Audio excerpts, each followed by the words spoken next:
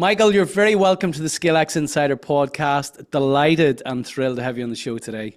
Look, I'm pretty happy to be here. So thanks for inviting me in, and I'm excited to kind of plunge in, and I'm going to try and be helpful. Oh, I have no doubt you will, because I've gone down the rabbit hole of your material. I still use your wonderful book, The Coaching Habit, for my own coaching clients. So looking forward to sharing that with our listeners today. So look, you know well, we've connected off air on a number of occasions. Our vision is to inspire, connect, and enable millions of ambitious leaders of small to medium-sized enterprises to scale with purpose. So Michael, what does scaling with purpose mean to you? Well, I'll talk about it at a very personal level. So my language, and I've had this kind of mission, statement, I guess, for more than 20 years now. My language is to infect 1 billion people with the possibility virus. Now, I will say that sounded much better before COVID happened, and infecting people with viruses was like less exciting. But if you unpack that for me, the possibility virus points to a kind of very core mechanism at the heart of really all my work across all the different books and talks and whatever else, which is I want people to make braver, bolder choices. And every moment of your life, you face options, you face choices. And there's a lot of pressure inside and out to kind of go with the easy choice or go with the status quo. And I want people to nudge them. I want to do what I can to help people nudge towards making the braver choice, whatever that might mean. My theory being, if people make braver choices, our world gets a little bit better, and our world could do with the help. Now, 1 billion people is scale. Because it's like, that's such a large number, I don't even know what it means. But every time I set up a new project to work on, and I tend to work on a project by project basis, I'm asking myself, what's my best guess at the next project that would take me closer to 1 billion people? And then infecting people with a virus, what that means for me is get out of the way. Stop being the bottleneck, because I have a tendency to become, chief bottleneck person, and try and create stuff in the world that will pass by word of mouth, that will pass by recommendation, that will get out in the world. So, you held up The Coaching Habit, which is nice of you to do that. And that's kind of been my most obvious hit, because it sold 1.5 million copies. And, but almost more exciting is, and the woman who runs my business will hate me for saying this, is like how much of it's spread without me not even knowing. Like occasionally I'll get notes from people going, "Oh yeah, we use your book to run we built training programs in our organization around the core concepts of your book." And I'm like, well, on the one hand, technically you're ripping off my IP. On the other hand, my commitment is to infect 1 billion people with the possibility virus. And this is how I hope it would work, which is like, I give people some good stuff, they teach it, or they use it, or they influence people around them. And my contribution to a better world is made there. I'm kind of less interested in legacy, because I'll be dead. And for me, when you're dead, you're dead. So I don't really think too much about legacy, but I do think about how do I try and keep putting stuff out into the world. So that's what scaling with purpose means to me. I absolutely love that. I had kind of a list of questions in my head to pose to you today, and actually I could just park them now and have an entire podcast on that opening alone. There are a number of things there just to share with you, to give you a little bit of context.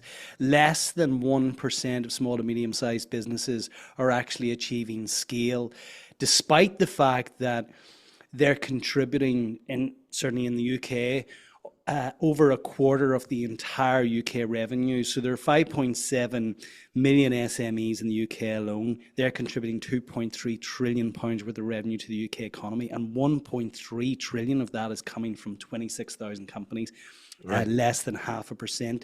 So what we want to do is to encourage those SME leaders to be bolder, to get out of their own way, to Yeah. stop being the bottleneck. Because what we understand from the research is actually lack of ambition, so lack of boldness is actually impeding them.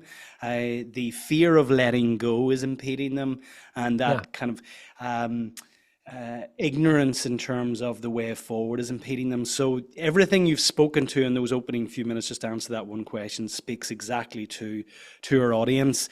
I want to And I just would just say, just to jump in, and this could be another direction we take this conversation. One of the best things I've done, and hardest in some ways, was to, and this happened 4 years ago, to step aside from being the CEO at Box of Crayons. So that's my small training company. It's like a $5 to $7 million revenue training company. So small but big enough, bigger than I ever thought it would be. In part because, Brendan, I realized I am a terrible CEO. Like I'm just like I'm indifferent and incompetent, which is a terrible combination of things. Like I'm just not that interested in the nuance of what it takes to grow and scale a business. Like I, for instance, am the perfect non-customer for everything you offer. Because I've seen your kind of your list of kind of the what it takes to scale, and I'm like, look, intellectually I'm interested in all of that kind of, but I'm not going to do the work. I'm just not interested in doing the work. So uh, it was very helpful for me to realize that, which is like I'm not good at running companies. But I'm good at creating the initial seeds that other people might have a chance to nurture and grow. So with Box of Crayons, we went through a 2 year process for me to get out of the way, and the new CEO, who, by the way, I hired from behind the bar of my local pizzeria. This is her first ever job, first ever full-time kind of adult job. Um, to be the CEO, she's brilliant at it, but one of the things that stops scale, and I'm sure you'll know all the numbers better than me, is founders are terrible at getting out of the way. They're terrible. They get to a point where they're like, okay, I'm done with this. I need to get out of the way. And they get out of the way of 70% of the stuff or 80% or 90% of the stuff. But they have to meddle with that final 10% and it screws everybody over. So, this is another conversation we can have if it feels helpful. well, let's dig into that because there is Yeah. such a thing as founders syndrome, and it's Yeah. exactly what you've described. And people will often say, the bottleneck is at the top of the bottle for a reason. So I'm curious to understand, and curiosity is a big part of your work. We Yes. get into that as we develop the conversation, but I'm curious to know, when did you come to that realization? Was it, your own coach? Was it your own coaching material? Was it an insight that you had? Was it have you surrounded yourself with truth tellers as opposed to time tellers? At what point did you, Yeah. did you, walk into the house one evening, sit down with your partner and say, that's it, I'm done. I'm looking for a Yeah. new CEO? Because we see people who go through our program or 12-month program actually come to that realization through the course of the program, and a number of them have appointed CEOs by the time that they've completed the program or shortly Oh, it's so thereafter. good. Like, if you're not loving being CEO and you're listening to this, you should be thinking about how not to be CEO. Because honestly, it's highly overrated as an experience if you don't really love it. Um, so it was in conversation with the woman who became our kind of 2 year transition coach.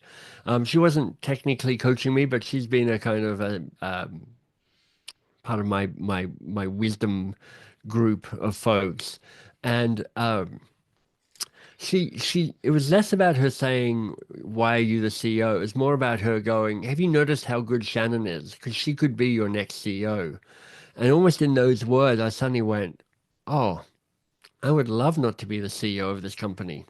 All I'm doing is screwing it up. I mean, we're getting by on good luck and a certain amount of chutzpah and a certain amount of like I've got a certain amount of charm and a sort of an ability to be good in the moment, but in terms of the what it really takes to grow and scale a company, I just don't have any of that really.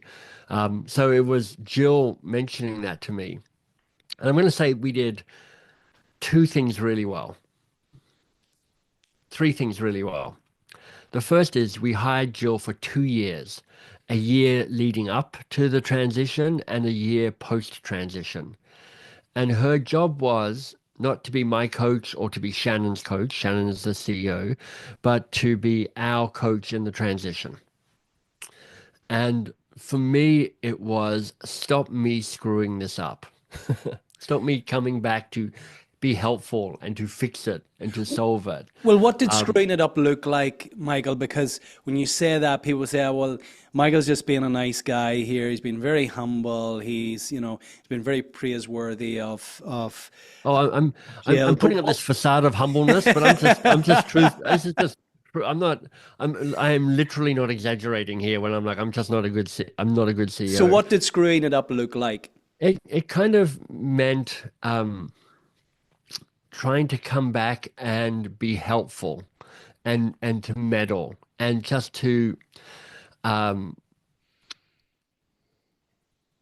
I think as a founder, you're often unaware of just how much your presence, your gravity distorts the time-space field around you. So most people who lead companies have got to a point where they notice that any half-assed suggestion they come up with somehow becomes a command that trickles down the hierarchy. And you're like, no, no, it's just brainstorming. I didn't even think about it. I just threw out this comment. And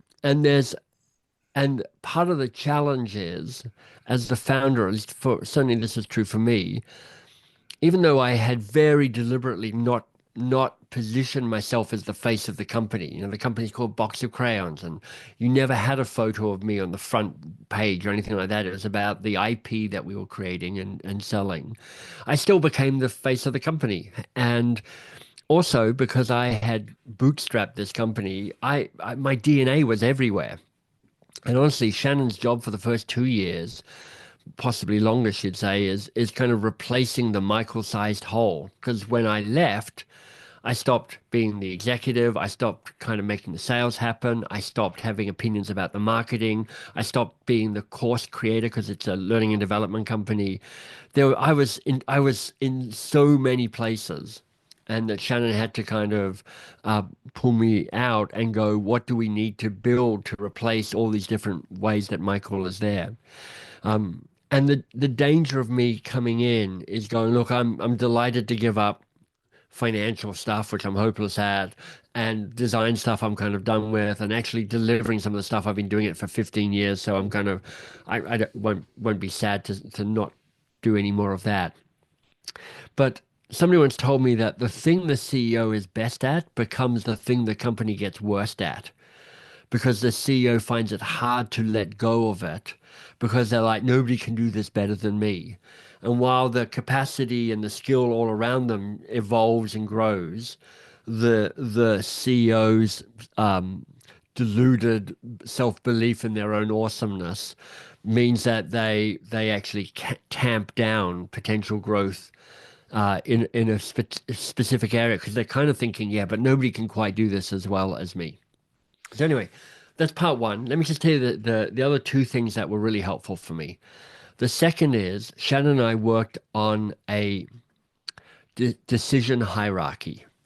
We used a model from Susan Scott's book called, what is it called? Radical Conversations, I think it's called. Well, is it Kim Scott is radical candor, Okay, so Kim Scott is Radical Candor. Susan Scott is Fierce Conversations. fierce Yeah. conversations. And the model is really simple but quite powerful. The metaphor is a tree, and a tree has these four different scaled places. There's the twigs, there's the branches, there's the trunk, and there's the roots. Twigs are decisions that I will never know about and never hear about. branches are decisions I may well hear about because, I read Shannon's monthly update email or she mentions it in passing. Trunk decisions are decisions that are hers to make, but she will come and have a conversation with me about them and get my input before that decision is made. And root decisions are my decisions to make as the owner. My wife and I co-own this company, but I'm kind of the active owner. And so we did a lot of work around what fits where. And this is an active model, so it evolves and changes over time. Things move up and down. But from the very start, I only ever had two root decisions, two decisions that were mine. One is to fire Shannon or not. The second is to sell the company or not. Those are the only two decisions I get to make. Because the core insight that we worked on and agreed on was Shannon is not managing my company. She is running her company. I just happen to be a shareholder. And understanding that, and understanding that the consequences of that is this company might fail under Shannon's watch. Because companies fail all the time. Sometimes it's because of stupid things, and sometimes it's because, a lunatic gets elected become president of the United States and everything changes, as a hypothetical. So my wife and I are on the board, although, we're this kind of benevolent board that doesn't know what we're talking about. But we meet quarterly with Shannon and the leadership team, and we approve strategy, and we approve budgets, and we approve the general direction. But that's it. I chat to Shannon once a month just to kind of check in and see how it's going. But that's my sole input into Box of Crayons. It's her company. She'll talk to me about hiring a senior person for her leadership team. She'll talk to me about significant capital expenditures, kind of like into the six figures. But like lots of stuff, she talked to me when she rebooted the values of the company, which was a bit painful because, when a founder sets up values in her company, she's really saying these are just my values, and I'm going to pretend they're the company's values. So when Shannon redid our Box of Crayons values, I was like, oh, okay, that's part of my DNA getting ripped out. But it's her company. So I think those three things, it's Shannon's company to run and her to fail, knowing the hierarchy of decisions and having a 2-year transition coach gave us better odds to succeed. And the fourth thing was I deliberately set up a new project for me to work on. I didn't even know what it was. I just called it mbs.works. But I just said, if I don't have something to preoccupy myself, I'll just go, why don't I just go and stick my nose in a Box of Crayons and see if I can wreak havoc there. So I deliberately set myself up something to draw my attention away from Box of Crayons. I am so glad we went here. So glad we went here. We are meeting next week in the US, and I'm going to have a deeper discussion with you then because lots of this is resonating. Great. I love the decision tree, the root decisions, trunk, branch, twig, makes complete sense. What did you do? So this is going to resonate with a lot of people listening, I feel, and say, well, that's all right, Michael, I hear you. Lots of our listeners will be running organizations or working within organizations of the size of Box of Crayons. So again, there's significant relatability there.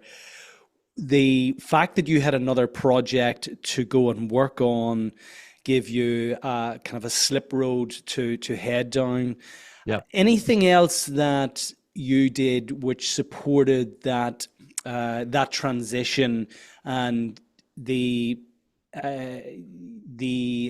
kind of put a barrier up between what Shannon was doing and ensured there was enough guide rails to put you on your path in relation to the new project? Because I sense that when Shannon started to develop and communicate new values, and you said like that's just ripping out my DNA.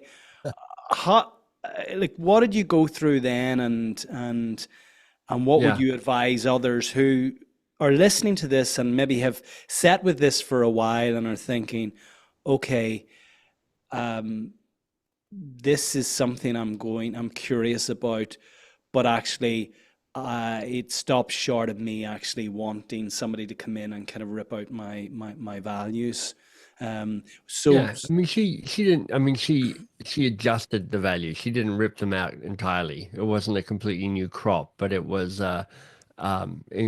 she of the five values, she tweaked two, removed one, added one, kept two the same. So it wasn't a. It's not a wholesale change.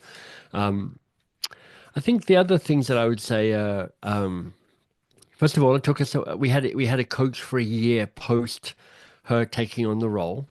So we would just meet regularly and kind of check in. It took us a while for us to figure out our preferred rhythm of checking in with each other. When I started, I think I was really offering a kind of like, I'll just check in with you every day, see how you're doing, because I don't want to abandon you. But actually, that turned out to just be smothering rather than, helpful. And, we moved to a weekly check-in and then to a monthly check-in. And that rhythm works well for us at the moment. We have a question that we regularly ask each other, which is what needs to be said that hasn't yet been said? Because it's an invitation to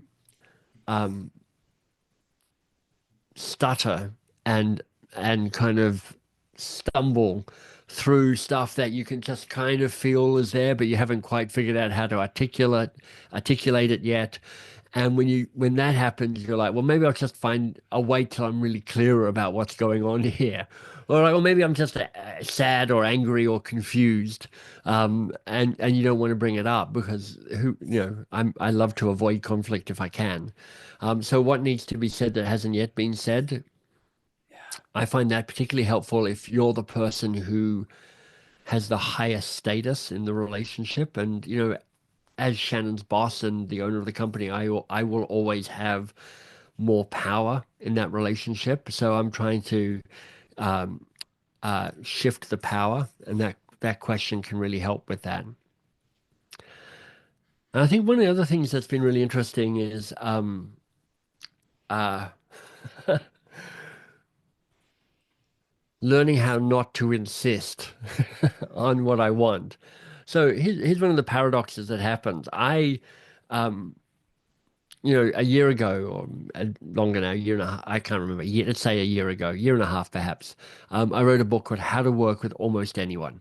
And it's a book about how do you build better workplace relationships, so you have more happiness and more success. And it's really practical, like the coaching habit. It's like, look, you need to build a BPR, best possible relationship with your key people, ones that influence your happiness and success. You do that by having a conversation about how you work together before you plunge into the work itself.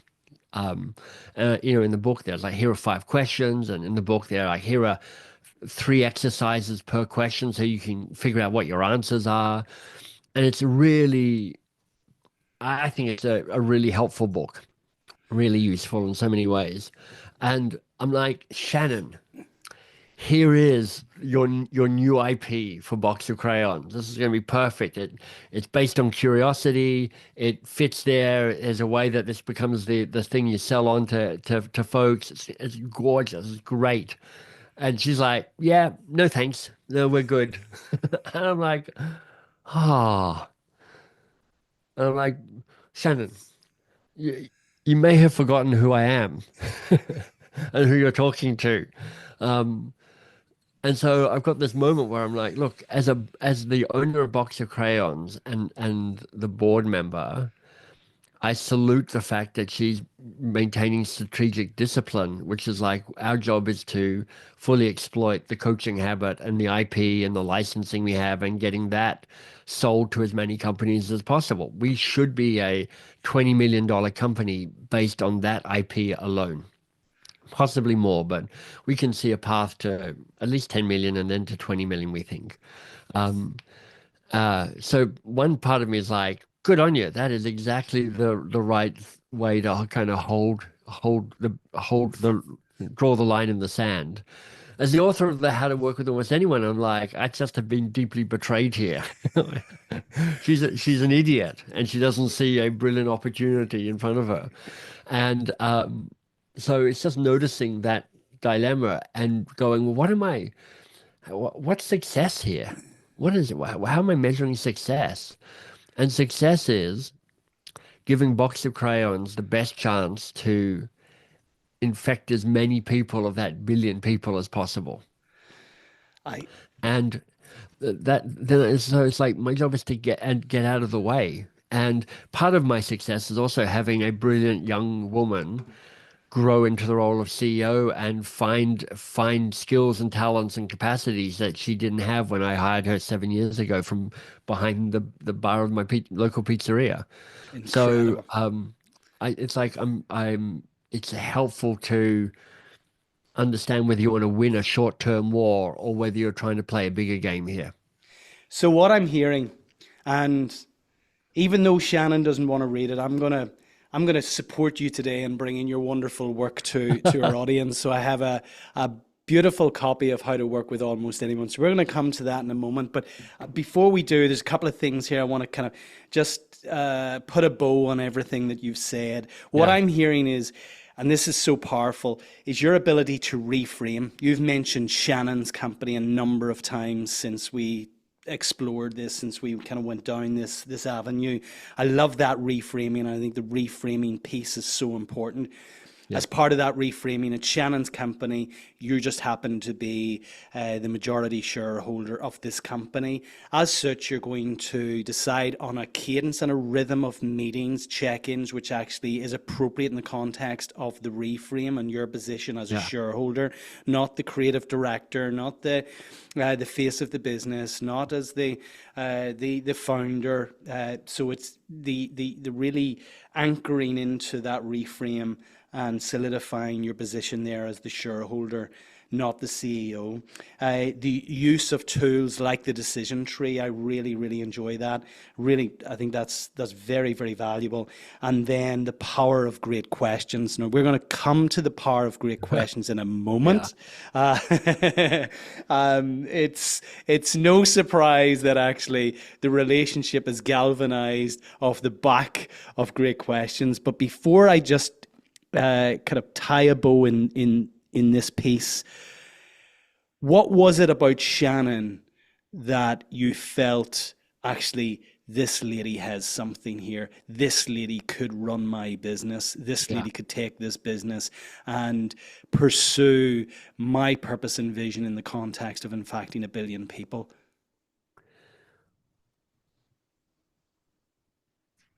Well, there are a few things.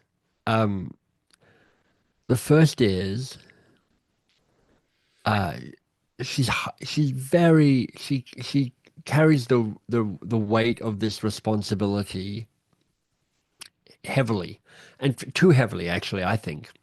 I'd love her to hold this a little more lightly, but she is, the eldest child of a family of like five other kids, and she's got kind of elder sibling energy. I'm the oldest of my two other brothers as well, but you can just go. She's like, oh, she takes this really seriously. Secondly, she has an ability to hold a bigger picture. So I often think of strategy as it's a visual skill, not an intellectual skill. Because, strategy, one way of deciding it is like, what are the pathways to the mountain, and what are the prizes and punishments of each pathway? And how do you make choices about which pathway to pursue? Thirdly, I think one of the jobs of the CEO is to notice the part of the business that's not working at the moment. It's I think it's called the theory of constraints, which is like you figure out where the the broken bit is, and then you pour attention and resources into that and fix it, and then step back and wait for the next bit of the company to break, because there's always some part of the company that's breaking. So you just, it's like, and now what? Now where does it go wrong? And she's fairly fearless about going towards the broken bit. And I think there's lots of people, me included, who are more avoidant of that. You're like, oh, it's fine. It's like, it's okay. Look, I can't be bothered. It's too hard. And she doesn't say that. Um, and um, she's also in it for a similar purpose to me, different from me, but related in that she's doing this work for moral reasons rather than just financial reasons. Like, she and I both want to disrupt capitalism, you know, in our modest way, or at least disrupt the dysfunction that organizations almost inevitably bring. Because organizations are very hierarchical, and they have a way of infantilizing people. If you want to get into therapy speak, there's a lot of parent-child relationships that play out in organizations, big and small.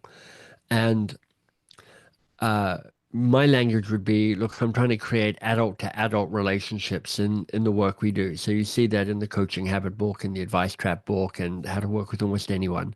They're all about how do you create relationships that have more of a shared power, and relationships that go from one adult to another adult, rather than kind of parent-child, as this therapy speak around dysfunction. And Shannon has a similar perspective around why she's trying to do this work and why it matters to her. And I've never really talked to her about kind of money, but I know she's not like, this is my chance to become a bazillionaire. It's like, this is my chance to keep doing work that's important and makes the world better and allows me to learn and grow. And she's very driven by learning. That is her happy place if she's on the edge of learning something. So part of my job as her boss is to keep trying to find ways to make this fresh for her, so she continues to kind of expand her capacity and her curiosity. Yeah, this is brilliant. It's such a wonderful insight. So again, what I'm hearing to kind of bring this to a close, the characteristics that you have found in your new and successful CEOs, the fact that they've really assumed ownership of the role. Yeah. They've almost in a very elegant way demanded that they're given that ownership. And interesting, the link between being the eldest in the family and interestingly, I'm the middle of five and I'm married to Colleen, who's the eldest of four. And it's interesting to see. I now feel sorry for Colleen, because you're probably an overly indulged nightmare, and she's actually the responsible one, kind of taking on all the actual hard work in the relationship. Well, what people would say about me is that I'm very equally balanced, in that I have a chip on both shoulders. But there we go. So there we go.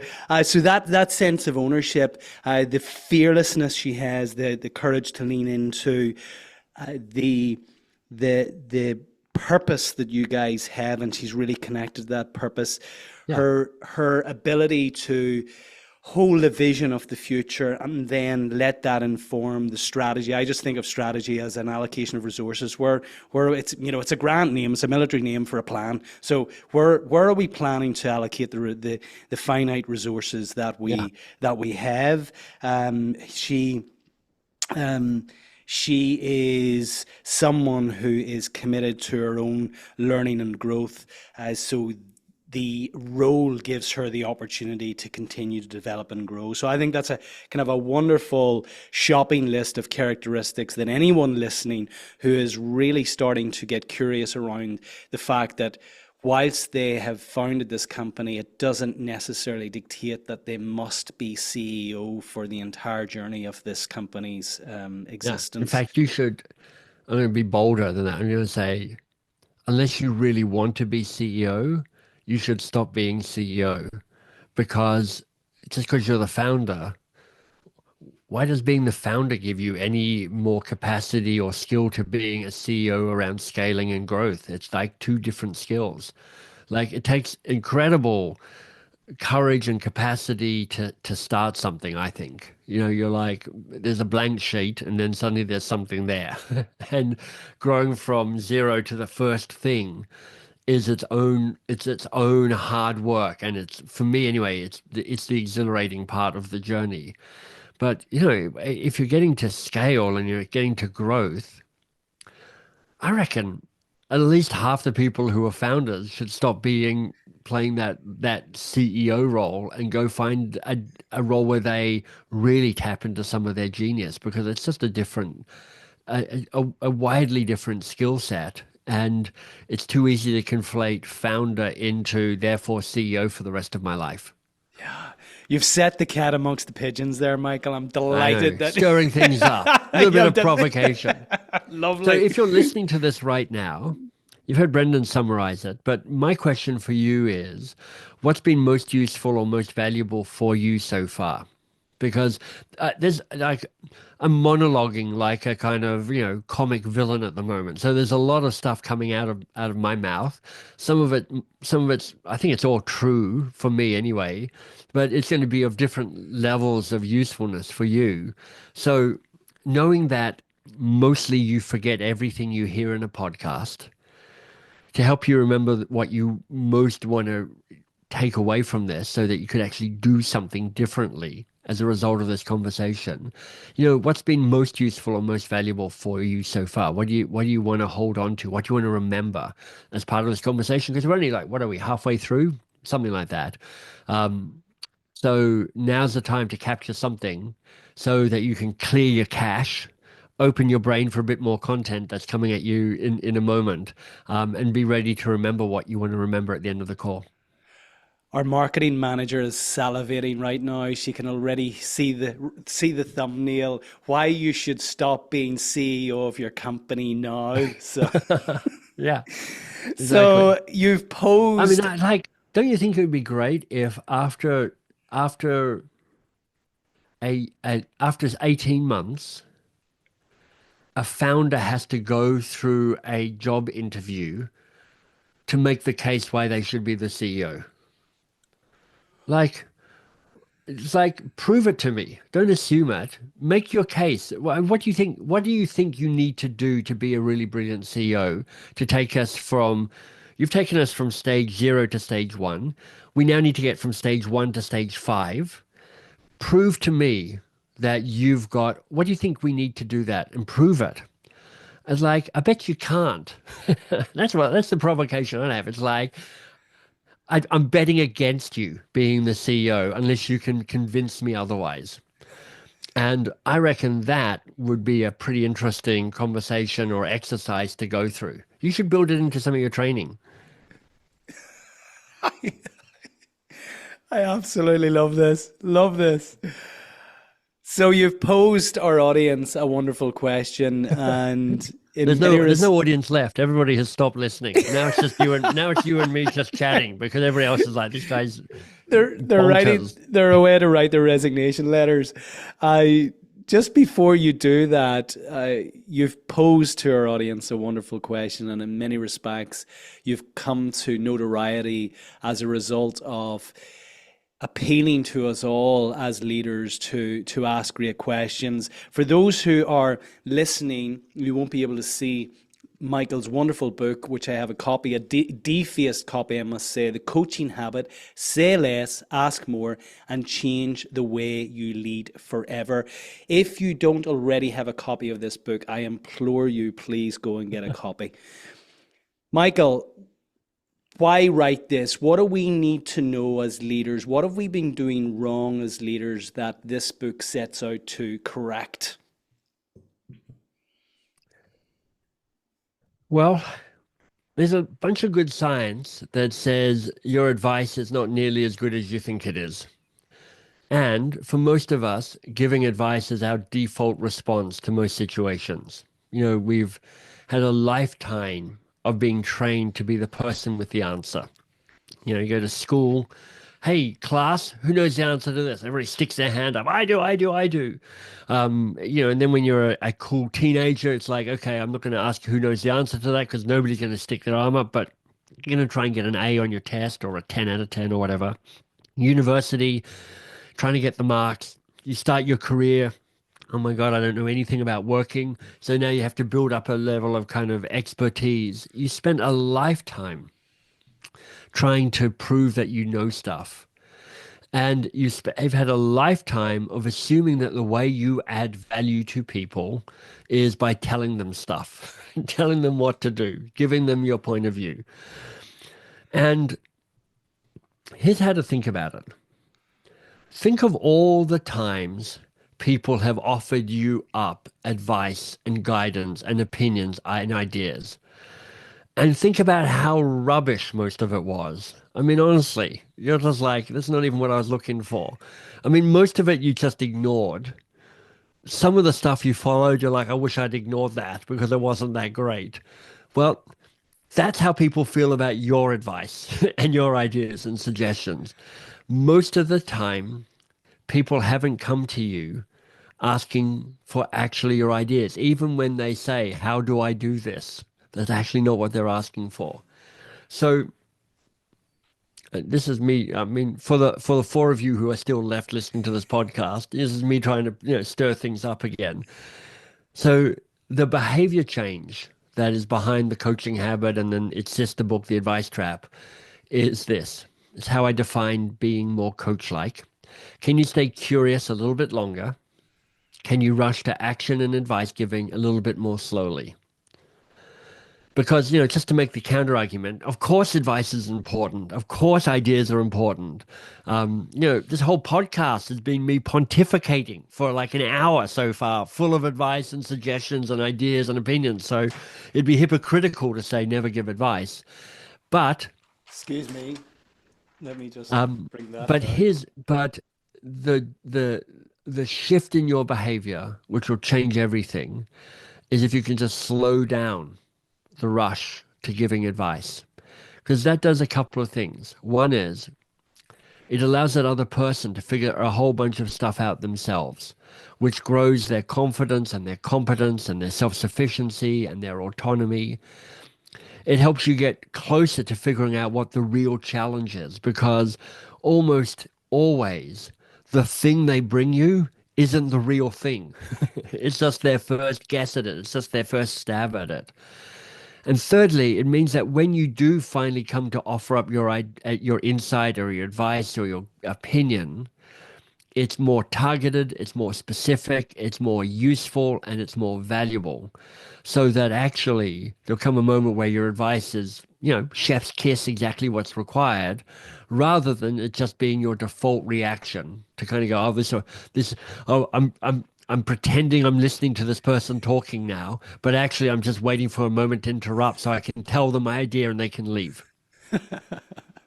You term this the advice giving habit. So Yeah.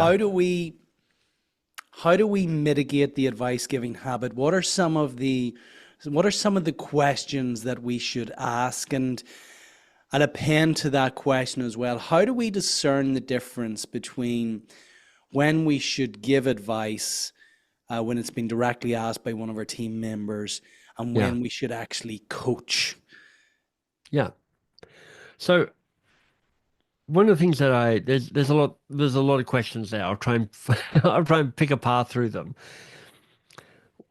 One of the things to frame this from the start is um, the word coach and coaching comes with a lot of baggage. And many people here are kind of rolling their eyes, listening in.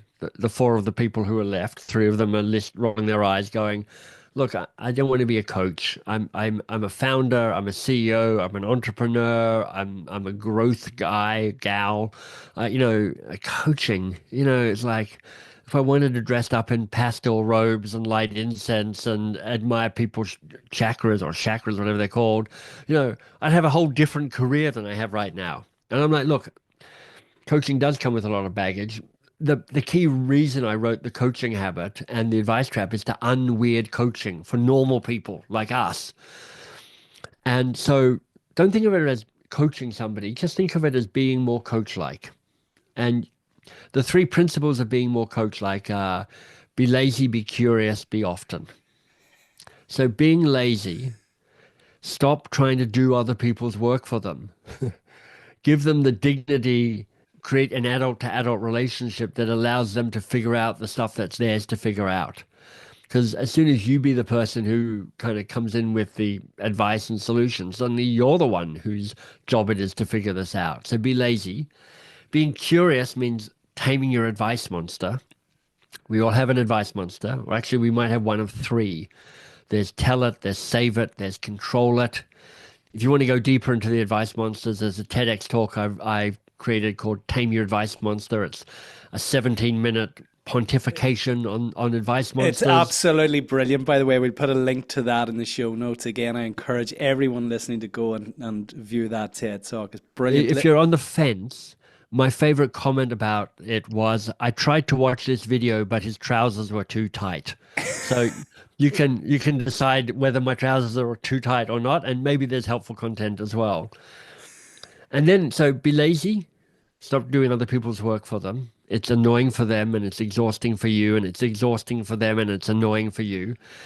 Be curious, learn how to tame your advice monster. Just start noticing how fast and how quickly you default to jumping into giving advice.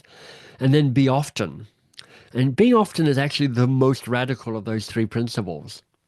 Because lots of people think that coaching is the weekly or monthly intervention they have with somebody, where they go, Brendan, come into my office or come into my Zoom screen because it's time for us to do our coaching session together. And nobody's excited about that. It was like, oh, I've got so many other things to be doing. And you go through this kind of theater of coaching. Whereas I'm like, be often means every interaction, every intervention with somebody, you can stay curious a little bit longer. So somebody writes you one of those really long emails.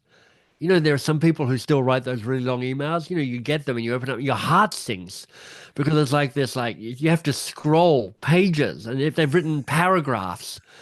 So you scan it first time, you're like, oh God. And then you start reading it paragraph by paragraph. And what you probably do is go, hey, Brendan, answers below. And at the end of every paragraph, you chip in a point of view or a comment or a statement. Now you're sucked in. Now you're not being lazy. Now you're working really hard to figure out what this is about. But you can be coach-like on an email or Slack or text or wherever. You can do this asynchronously. So if you get one of those really long emails, you go, hey, Brendan, there's a lot going on here. I want to be as helpful as possible. So let me know, when you review all of this, what's the real challenge here for you? Send.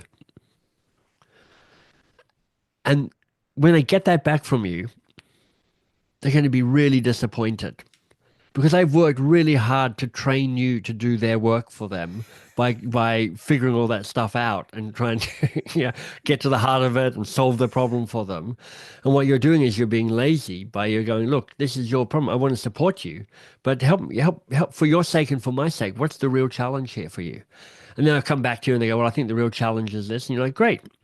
So I think that could be the real challenge. I've got some thoughts around how you could make progress on it. Before I tell you what I'm thinking, what are your first few thoughts on how you might tackle this? How might you go about this?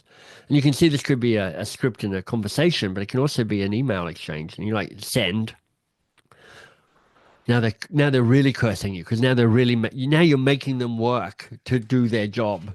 So they're like, great, they'll come back with some ideas, and you might go, look, I love all of your ideas. Here's one additional thing that you might want to think about or add on or consider. So you're adding some advice, you're adding some value here now, but it's taking you a bit of time. You've been lazy, you've been curious, you've been often, you've seized the moment to be more coach-like. Now, you asked right at the start, so why is this so hard for people? Well, it's because we've got this very ingrained habit to make advice giving our default response. I mean, honestly, somebody starts talking, and within about 5 seconds, your advice monster has loomed up out of the dark and gone, I'm going to add some value to this conversation. I've stopped listening now. I'm just waiting until I can actually just tell them some stuff. And the starting point, I mean, there are 7 questions in the Coaching Habit book. You can buy the book. You can just look them up on the web if you want to do that. The tactics are fine, but actually the key part is for you to understand, A, how deep this habit lies. So start noticing your advice monster. Start noticing the price that you pay and they pay for your insistence on always giving advice and always having solutions and always having opinions. And if you decide that that price is actually a little too high to pay because it's exhausting for you and it's infantilizing for them, and you're probably solving the wrong problem anyway, and your advice isn't that great, and actually you're just stuck in an exhausting cycle, then you might go, well, what if I experimented with asking a question and then being quiet and listening to the answer? What landed for you in all of that? Because that was a lot. So pull something out for me that really struck a chord for you, Brendan, if anything. Well, I'm familiar with the coaching habit. I'm familiar with the 7 questions. What resonates with me strongly, there are a number of things. One is the advice monster. Mine is very active. It's you're human. He is very active. That kind of, I am going to give you value. Listen to me now. I'm going to really wow you with all I know. I might even pull out quotes and research and science and maybe even introduce you to some people who can even add more value in the context of what you've just asked. Let me interrupt you for a moment if I can, because I want people to hear this. One of the most radical reframings of the way that you add value to your team and to your organization is to not be the person who has the answer, because their answers are easy. Honestly, ChatGPT crushes you almost every time in terms of better ideas and better content. It's faster, it's more eloquent, it's more expansive. It's just better than you. It's like ideas are cheap as chips. But if you can become known as the person who figures out what the real challenge is that needs to be solved in your organization, then that is strategy. That is invaluable. That is rare. Everybody's got answers. Few people have the capacity and the patience and the discipline to stay curious long enough to figure out what's really going on. And so you have to unlearn this eagerness to please with answers and have the discipline to stay curious and shut up and listen to the answer. Sorry, I interrupted. No, because in some ways you're comforting me in the fact that I'm not the only one that does this. No, we have put something in place, and I encourage my team members to come to me with anything. So we've got the proverbial, the metaphorical kind of open door policy. We're a remote first business, but we've got the kind of the metaphorical open door policy. I said, look, my door's always open. You can reach me at any stage. But what I ask of you is that you're very clear of what it is you're trying to solve. So what is the problem here? Yeah. That you come to me with 3 options, and I will support you in you making the decision on the one next step. So we call it the 1-3-1 frame. So that, and my team know this, at times they go, I know you're going to do the 1-3-1, but can you just tell me what? So they're already kind of climbing over the top of what it is that we have in place to say, look, there's a matter of urgency in relation to this, and I would love your advice on this now.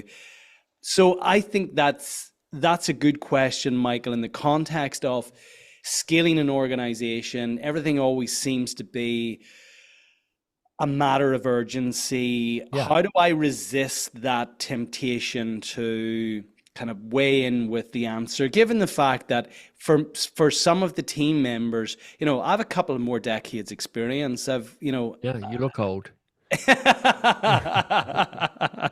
So how do we resist that temptation to go, actually, this isn't really, I don't need a coach right now. I just need a mentor. I Yeah. just need Yeah. to give advice here. Yeah. So I'm going to reframe it because it's actually really hard to resist temptation. Humans are terrible at resisting temptation. And if you read any of the kind of the habit stuff, I'm just going to point out that Atomic Habits came after the coaching habit. But I followed in, the Charles Duhigg book, the what's that called? The something habit. Yeah, yeah. I think it's the power of habit, and we've had The Power of Professor Habit. B.J. Yeah. Fogg on as well, who wrote the book Yeah. Tiny There's a Habits, bunch of which other is people who've wonderful. written Yeah, about yeah. habit. James Clear somehow built upon that and made a gazillion dollars from it. So it's structure and it's habits that counteract old habits. So you need to learn a new habit, and you need to learn a new structure. So you've built a structure that helps, which is like come with 3 options. I have scripts that help. So if somebody goes, Michael, just tell me, for God's sake, man, stop with the coachiness. Just give me the damn answer. Well, the first thing to recognize is there are times and moments when giving the answer is the right thing to do. Like a writer called Daniel Goleman, who's best known for effectively popularizing emotional intelligence, wrote an article in the Harvard Business Review 25 years ago, so year 2000. It's called Leadership That Gets Results. And he actually says, look, there are 6 different styles of leadership. They all have their pros and cons, their prizes and punishments. And great leaders use all 6 of them. Typical leaders use 2, maybe 3 of them. Now, of those 6, coaching was the least utilized of them. But there's like a democratic version, and there's a decision-making version, and there's a consensus-making version. There's different styles of leadership. When the house is burning down, and somebody goes, "There's a fire," the last thing that's helpful is you to go, "Yeah, but what are the 3 options we have now?" It's like, I don't need 3 options. I need you to tell me to evacuate the building or fight the fire or whatever is the response. So first of all, know that there are times coaching isn't the only way to be and the only response to have. And know also that probably you default too much on the directive side rather than the curious side. So know that your bias is, you probably got that covered already. You're trying to swing a bit towards to staying curious a bit longer. So I have a script. When somebody comes to me and they go, Michael, how do I? No, please just give me the answer. This is what I'll say. And people can take this word for word. They'll go, Brendan, look, I hear you. I've got an idea or 2, and I'm going to share them with you. But before I share mine, just take your best guess for me. What do you think we should be thinking about here? So I use the phrase, take your best guess, because it makes it feel there's less at stake. It's less risky. But I get them to go first. And that is a habit. I practice that until it's now a default. I recognize it and I respond in a certain way. I'm like, great, interesting. I hear the challenge. What are your best 3 ideas on this so far? Because I know you've done some thinking about it. So where have you got to so far? Oh, you need it right now? Well, look, give me your best guess first, and then I'll tell you what I think on top of that. And I've just got this language and the style going, yeah, I hear you nagging me for an answer, but unless it's a fire, I'm not going to give you an answer. I'm just going to go, yeah, sure, of course I'll give you that. Yeah, absolutely, I'm going to give you that. But first, what's your best guess? And everybody's like, mostly people don't even know you're doing it. People are like, yeah, sure, okay, here's my first guess. And they're like, no, you did it to me again. Yeah. So that's an answer. One of my proudest moments in the last 3 months, and it's something we do on a weekly basis. We communicate to each other our wins of the week. So we open Yep. on a Monday, we open with our check-in, we kind of calibrate and align behind our vision and our goals and our objectives at the start of the week, and at the end of the week, we celebrate our wins. And one of the wins that I am proudest of over the last 3 months is resisting the urge to tell somebody what was wrong when they sent me something through. So, young marketing executive sent me through some copy and said, "This has to go up first thing in the morning. Can you tell me, is there anything you would like me to change?" And there was lots of things that I wanted to change. I didn't like it at all. So I sent it back and I just said, "Tell me this. How would you score it out of 10 if you were Perfect. about to submit this as part of a design award for your profession? How would you score it, and would you be confident that you would win the award in submitting it?" And he came back within 10 minutes. He said, "Probably best. It's a 5 out of 10." I said, "Okay. So Yeah. tell me, what would make it a 6?" Yeah. And he came Nice. back and I said, "Okay, yeah, that sounds good. Now, if you were submitting it for the award, what would you do to take it up to an 8?" So Yeah. this exchange went on over WhatsApp over the course of probably 2 hours in the morning. And by the evening, he sent in the final copy, and it was like it came from a different designer. Exactly. It was Love that. phenomenal. He felt amazing. And guess what? I felt bloody amazing for actually Exactly. having taken the time to uh, resist insisting, providing my advice, which is very Yeah. typical of my style. So I can testify to the certainly the personal benefits of this approach, Yeah. but I Now, need to get there's a better. lot going on there, and it's a great story. One is it took an extra 8 hours for the thing to be complete, but you probably spent less than, I'm going to guess, 20 minutes in total in your exchange, kind Correct. of nudging that along. So much less than if you're going, oh God, let me just sort this out myself because I can whip up some copy. It'll taking you much more. You're growing the confidence and the capacity of that other person. There's still a moment though where feedback can be really helpful. So feedback isn't the same as I'm going to do this, and feedback isn't the same as this is exactly how the minutiae of what I want. Um, Feedback is a springboard into a coaching conversation often. Um, Tell me about that. yeah. So here's an alternative route to giving feedback. And in my mind, I've got a 4-quadrant model. I'm trying to take everything that's going on, which is a swirl of stuff in my head, and put it into data, feelings, judgments, and wants and needs. So I might have gone, look, so the request was that you give me your final marketing copy by 10 o'clock this morning. It's for the website. It's on the homepage. It's designed to increase conversions on our website. That's data. It's just the facts. And the other fact is you sent me your document at 9:30. That's the data I have.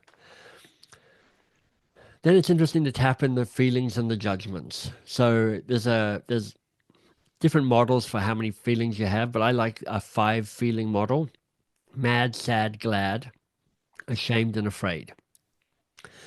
So at this stage, and I'm making this up, but it's going to be about right. You're a bit pissed, you're a bit mad, you're a bit disappointed and sad. You're definitely not glad of what you're reading. You're a bit ashamed, which is like, what did I hire this person for? Did I not give a good brief? There's a bit of embarrassment around that.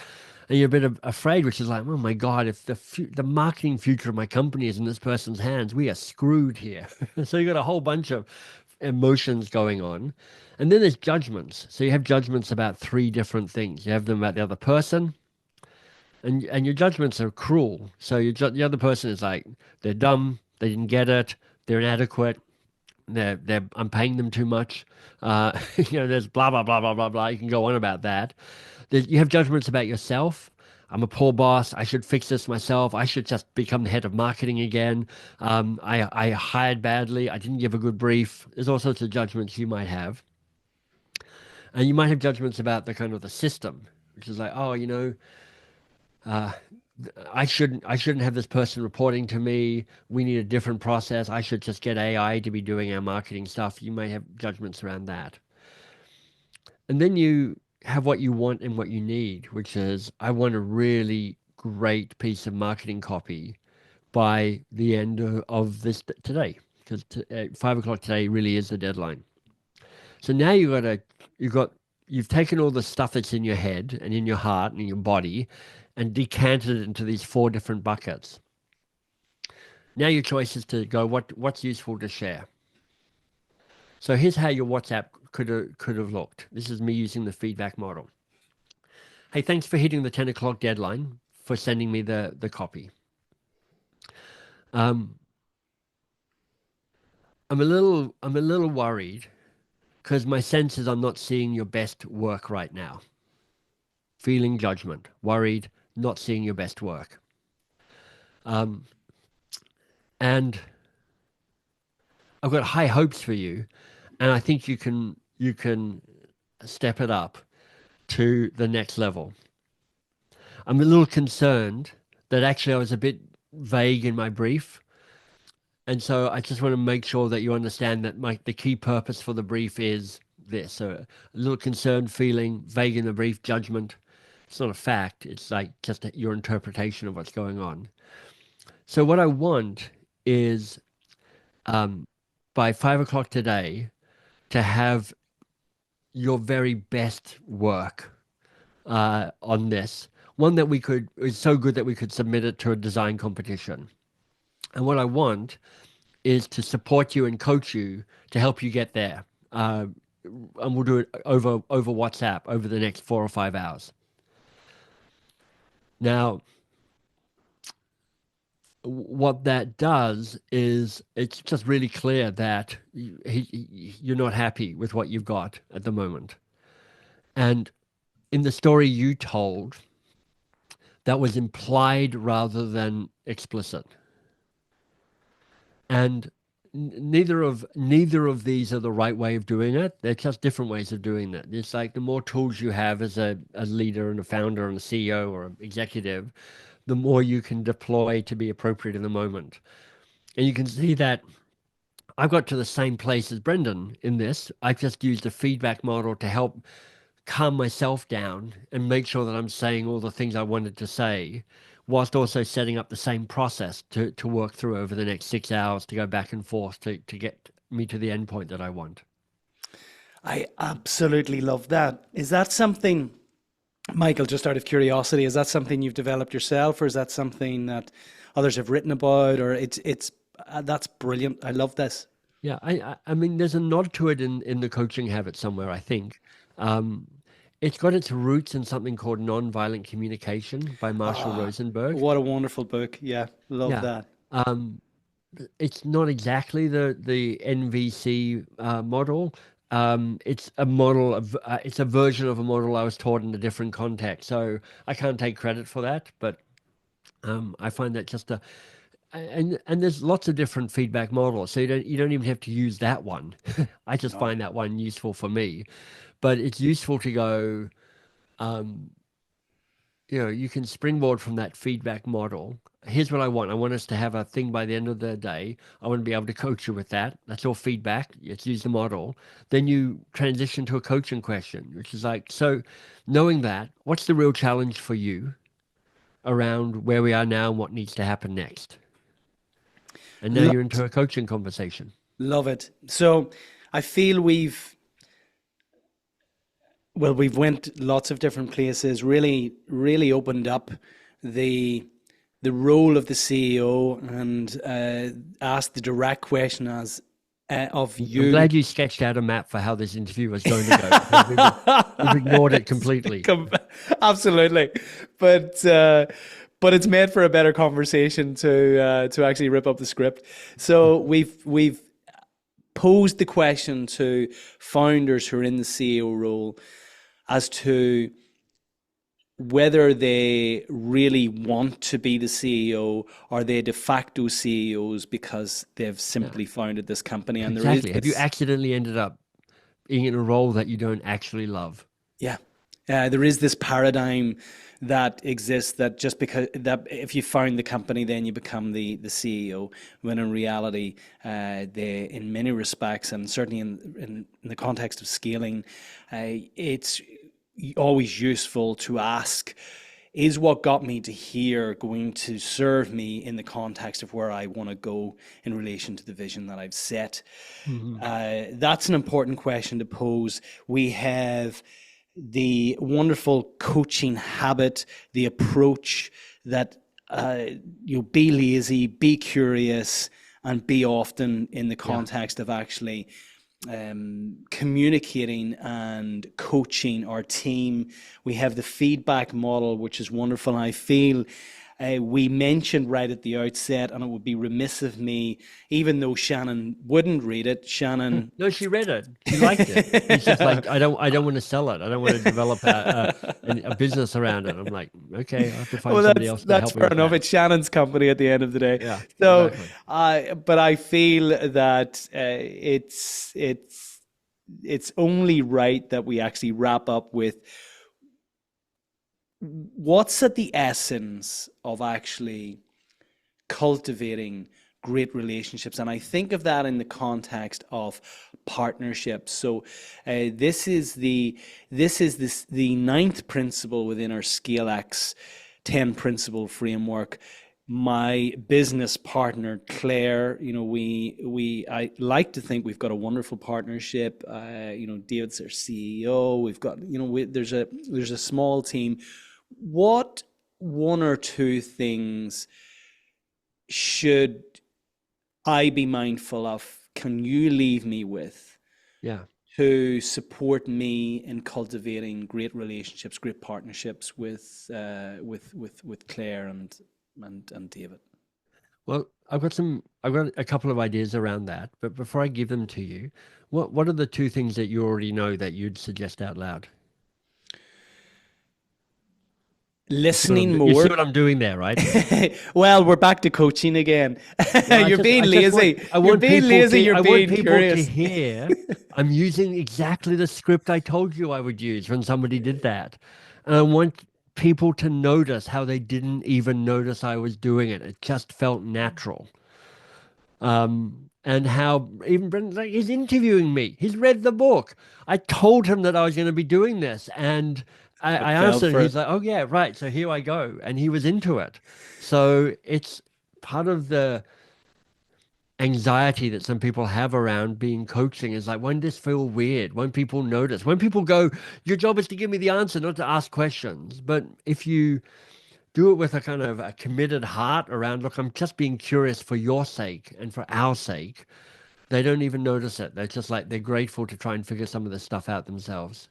So But seriously, what are what's your own best advice to yourself? Two succinct answers for me. be a better listener Yep. and ask more great questions. Those are good. I would say um, I'm going to pick two of the questions. Question number one and question number five from the How to Work with Almost Anyone book. The first is the amplify question and the question is, what's your best?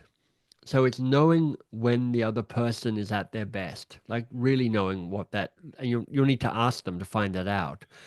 Because unless you know what they are at their best, it's hard to create the conditions and provide the encouragement for them to be their best. You just make some stuff up about them.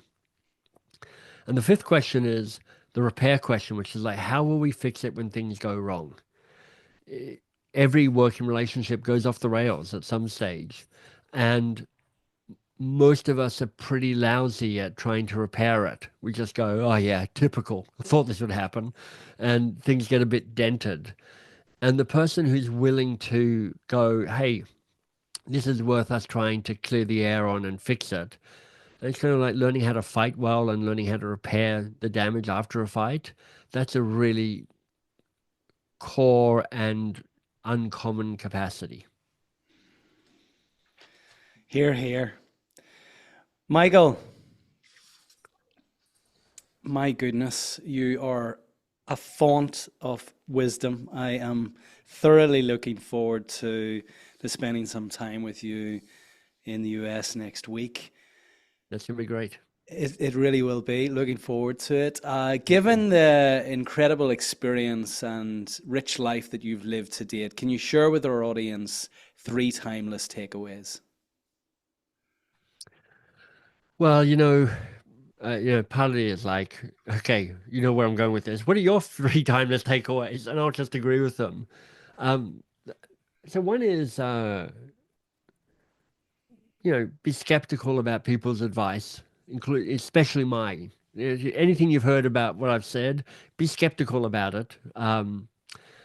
Uh, the second one comes from a poster that I have just up on my wall up there. It says, "Be brave, life is joyous." I think that's a pretty helpful takeaway. And then the other one comes from a poster that's over there, which, let me just get it.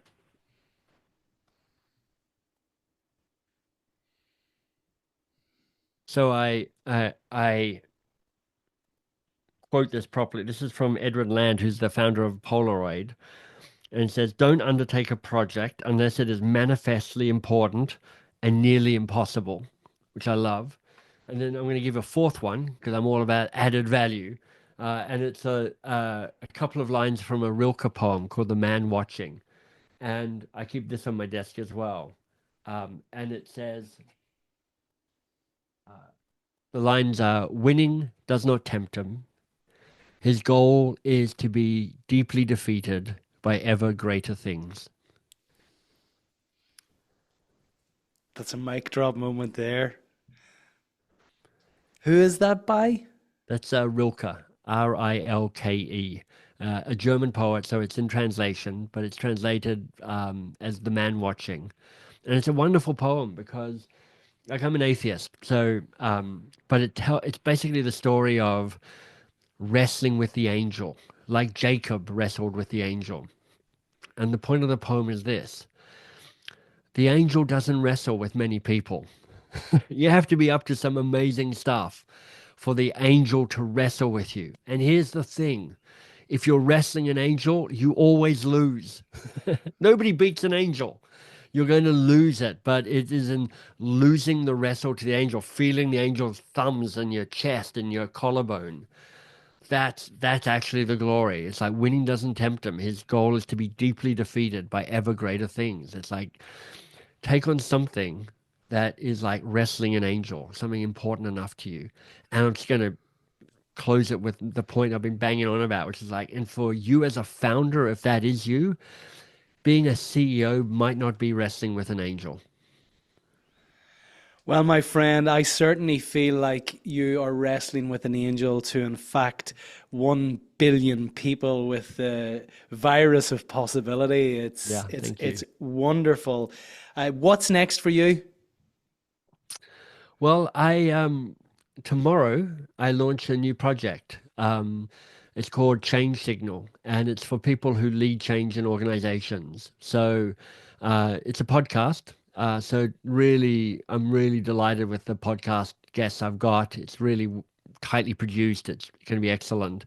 Um, so the podcast, you'll find Change Signal on any podcast holder. You can sign up for the weekly newsletter at thechangesignal.com, thechangesignal.com. The tagline is "Cut through the blather, the BS, and the noise to find the good stuff that works in change management." So if change and thinking about change in your company is something that's on your mind, then this can be helpful. Brilliant. Well, look, I want to thank you for your incredible wisdom, your ability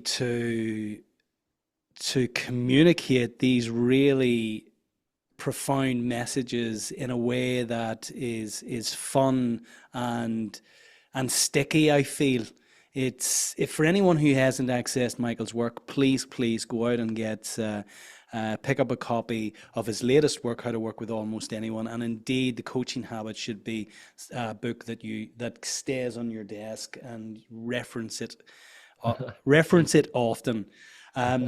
Michael, if people want to connect with you and find out more about your work, where best to reach you? Yeah, the kind of umbrella website is mbs.works. That's actually the name of the project I created when I left Box of Crayons. If you're specifically about the book, The Coaching Habit, thecoachinghabit.com. And there's a ton of bonuses you can download, everything, videos teaching you stuff and some other downloads and bits and pieces. So if you go there, you can, pillage the free resources as much as you want. But mbs.works is kind of the umbrella site. Brilliant. Well, we put links to those in the show notes. Michael, I wish you every success with everything that you're doing. You're creating so much value for the world. Keep doing your wonderful work, my friend. Take care. Thank you, Brendan. It's a pleasure.